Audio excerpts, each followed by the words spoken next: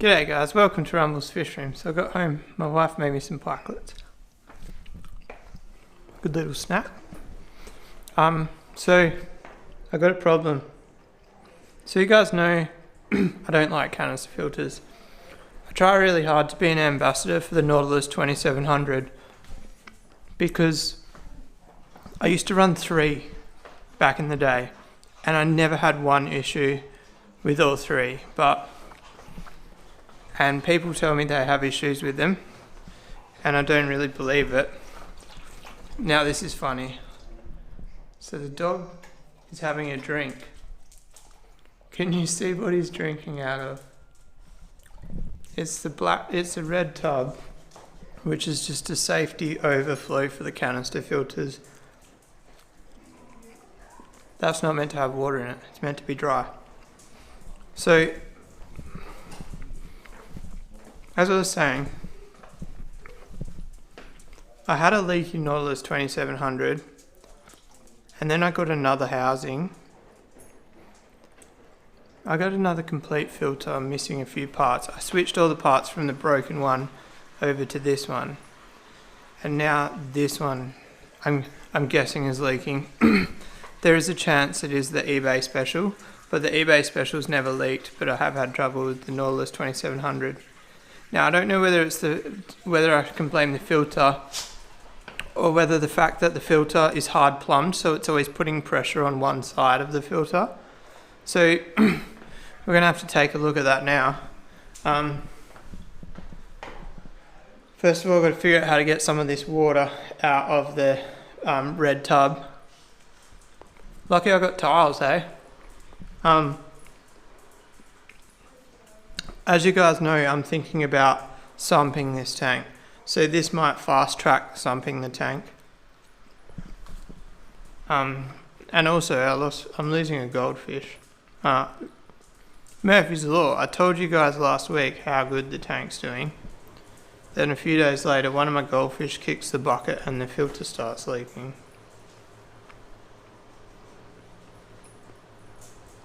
Sorry, I shouldn't eat while I'm filming. But anyway, there's no point in crying about it. Let's try fix it.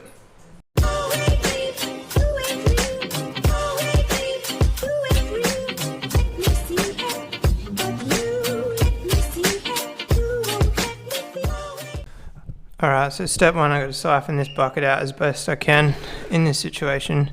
There's no easy way to siphon it. The best way I've found is a nice short hose, and I've got a nice flat bucket here because obviously we're only going to be able to get the water level as low as the bucket, if that makes sense, because obviously the water needs to go downhill. So once I have got that siphon going, see, I can just keep the flow going. And now I just let that run until it stops, and then keep switching back and try the whole time I try not to get any air into this pipe, and I'll be able to get that water level within an inch of the bottom. It's actually pretty much an inch now. Alright, I've got to empty this and repeat what I just did. Alright, so the next segment was going to be how hard it is to get the lid off without taking the whole thing out of here. And it wasn't, I undid the clips and only popped this one side because I couldn't even pop that side because it was stuck down there, and it just popped off, which leads me to believe that there was an air leak because these lids get vacuum sealed on there. So for that to pop off that easy, there's definitely something going on with their main seal. So I'll take it off and inspect it, and then I'll show you guys the next step. Alright guys, so I'm pretty sure it's this that's leaking. My reasoning is the whole lid was full of water, and if it was leaking from the big outer perimeter, the actual lid wouldn't be full of water. The dog likes the water. So basically, well, that camera angle's not very good, is it? I need to get a new handle for my camera. I can't oscillate it. I think that's the word. My drills are at work, so we're using a screwdriver. Fun fact, guys, I can't actually use a screwdriver heaps. When I had my car accident when I was younger, it stuffed up my right wrist, and something to do with using a screwdriver just hurts my wrist, which is crazy when you put that into consideration that I ride dirt bikes. So I can ride the dirt bike, my wrist doesn't hurt. Use a screwdriver for too long, my wrist hurts. And also if I paint the house, I can only paint a little bit. It's so weird. But yeah, dirt bike, I don't know, I don't really get any pain from it. Alright, so the OGs will remember this.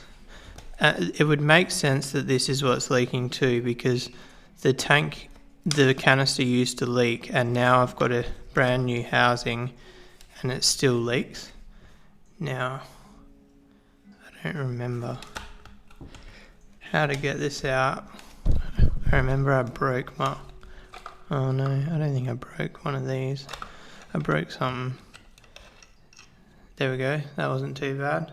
Alright, so you guys won't really be able to see, will you?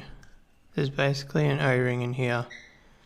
So what my concern is that because this canister filter is hard plumbed, these O-rings get too much pressure on one side. So I kind of think that it pushes on one side and lifts the other side. Sorry for that pause there. And that's basically what breaks the seal. So that was...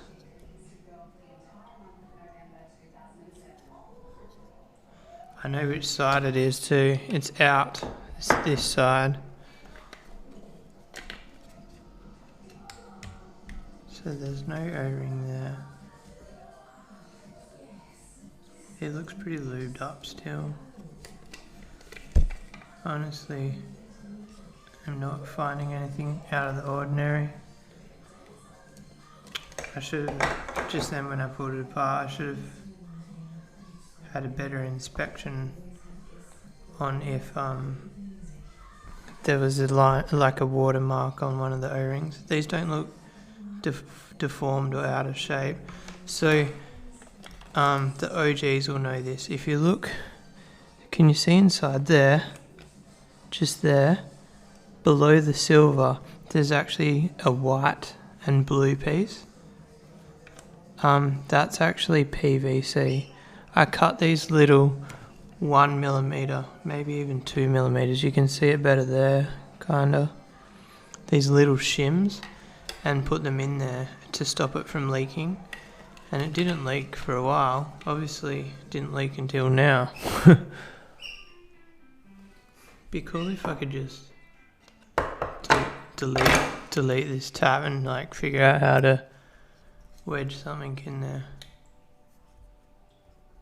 I don't even know how to. Be nice to break that ball down, but I don't know. Well, you guys can't even see the ball, can you? There's a ball inside there. I don't know why my throat has decided to go to Jiminy Crickets. I guess I'm just going to clean it, lube it up, and then put it back together. And I'm going to clean the main O-ring and lube it up and see if it works. I'm kind of at a loss. It's either... So I think it's definitely this.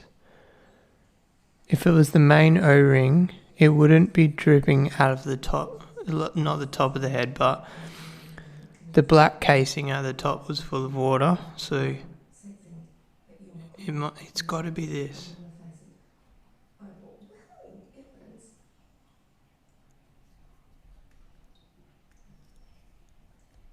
So that...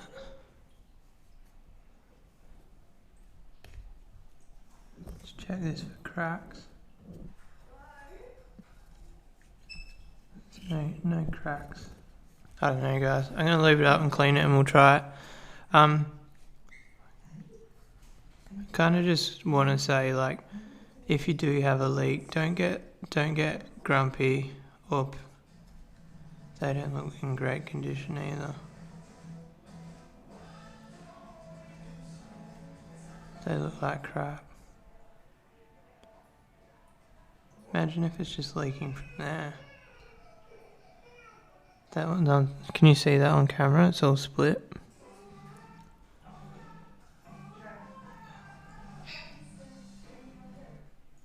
I don't want to be too rough with this, because if I break this, I'm screwed. Oh, that ball just fell out. There's the ball. I didn't know that could come out. Now that looks like it's going to be a bloody mission to get it back in. Alright, I'm going to clean it and leave it, and I'll see you guys in a minute. Alright, so I lubed the hell out of them. I'll show you what I used too. It's this stuff here from Bunnings. Don't use Vaseline. I don't know whether it's 100% true or not, but from what I've been told, Vaseline actually... Is that... I think that's the wrong way around. It goes that way, hey?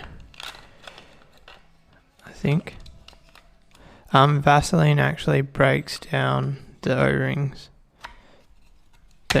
Don't hold me to that. I don't know if it's 100% true. That feels nice now. So put this back together.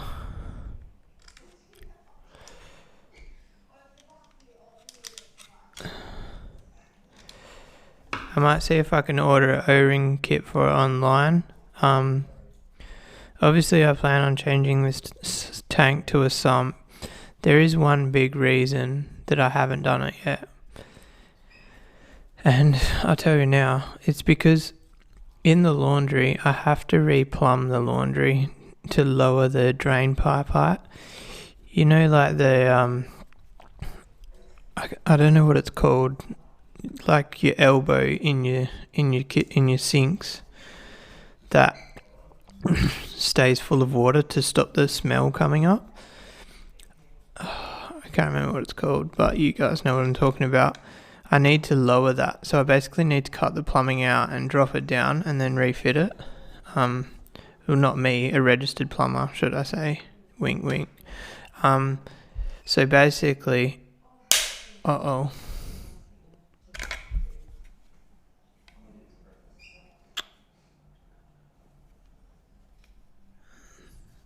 think it just slipped a thread, hopefully.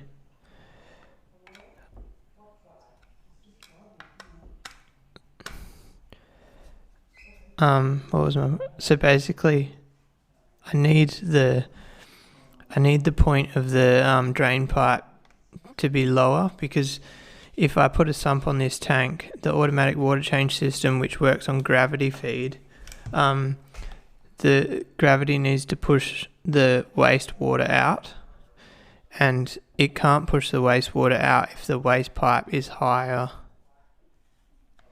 than the sump. So at the moment the drain pipe is like 5 foot off the ground, so it's not an issue. But if we go sump, it's only going to be like 1.5 foot off the ground, and the drain in the laundry is like 1.5 foot or so off the ground. So I need to drop that to like 1 foot off the ground. I'm pretty sure. Am I painting a picture? Do you guys get what I mean? Check out that. We're lubing the hell out of this. This lube's not cheap either, but I don't care at this stage. We'll do whatever we have to. Alright, let's go lube the main O-ring. Alright guys, so my wife just informed me that she saw online that the power went out in South Lake today, so that would give a good reasoning for why it was leaking. Basically what would have happened is the power would have gone out, it would have created an airlock, and then turned back on, and it was probably trying to push water into an airlock, and it would have been the pressure of the canister pushing the water and it leaking, which, what I'm saying is there's already a problem there, but it wasn't there's not enough water pressure for it to leak, but with that extra added pressure of an airlock, it would have leaked. So hopefully, fingers crossed, when we put this back in,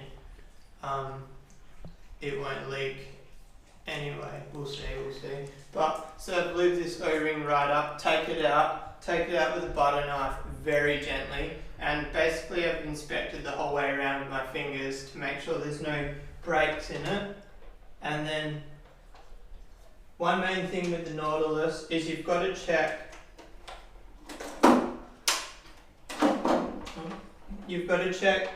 the casing for cracks.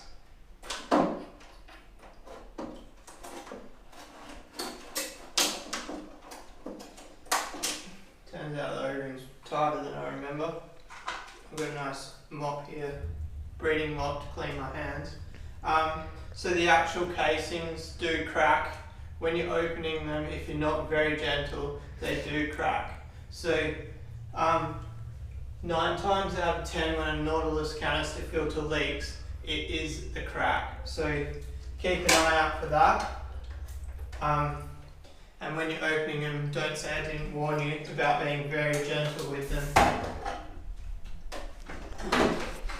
So hopefully we just put it back together and it doesn't leak.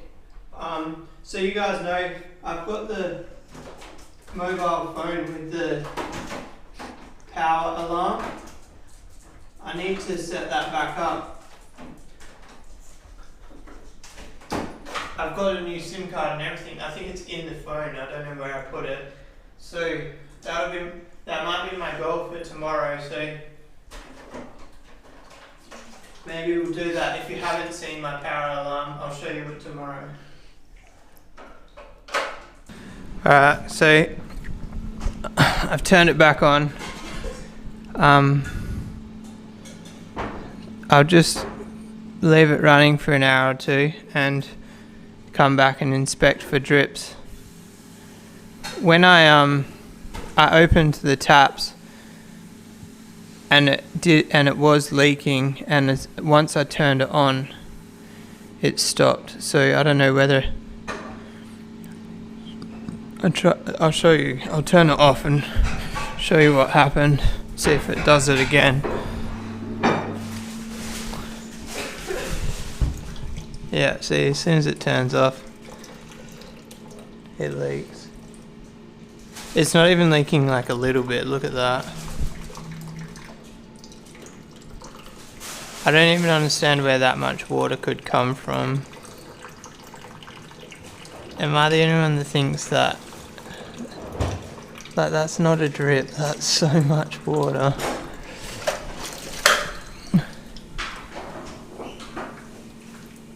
It's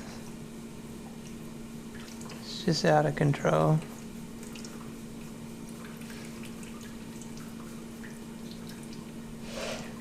So that, oh, now it's stopping. No, it's not.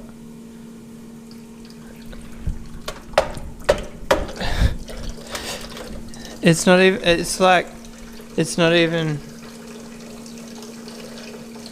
it's definitely not those top fittings now. That's the whole side of the canister. Like literally the whole side. And then ready, watch this. Turn it on and it stops. The pump creates a vacuum and it stops leaking.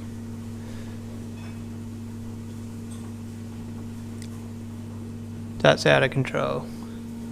So the good news is, well, there is no good news.